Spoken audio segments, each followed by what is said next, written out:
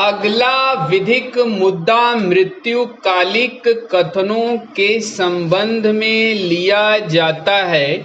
यह दलील दी गई है कि जहां तक धारा 392 और 397 के अधीन अपराधों के लिए आरोपों का संबंध है, मृत्युकालिक कथन भारतीय साक्ष्य अधिनियम की धारा 32(1) के अधीन ग्राह्य नहीं है, क्योंकि मृत्यु व्यक्ति के कारण को उन आरोपों के विचारण में प्रश्नगत नहीं किया गया है।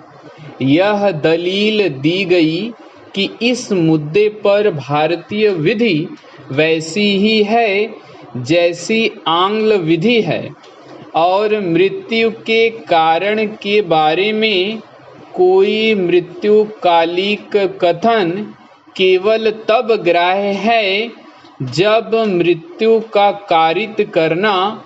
आरोप का विषय है। मैं इस मत से सहमत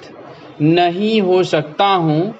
धारा 32 की शब्दावली अति व्यापक है और यह आवश्यक नहीं है कि आरोप मानव वध का होना चाहिए। मृत्यु के कारण के बारे में साक्ष्य लूट के आरोप के लिए सुसंगत था और परिणाम स्वरूप मृत्यु का कारण अर्थात अपीलार्थी द्वारा कारित किया गया हमला विचारण में प्रश्नगत था। भारतीय साक्ष्य अधिनियम को अधिनियमित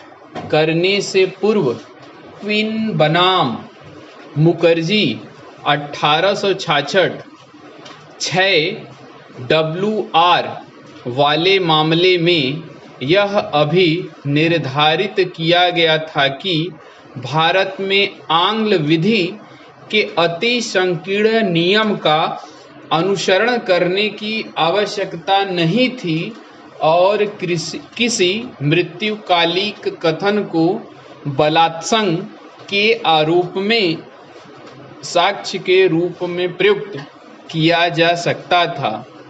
वर्तमान भारतीय साक्ष्य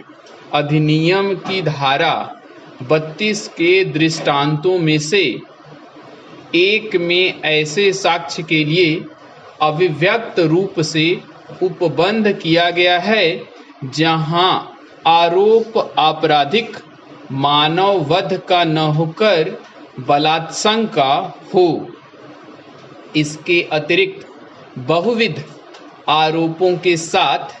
ऐसी किसी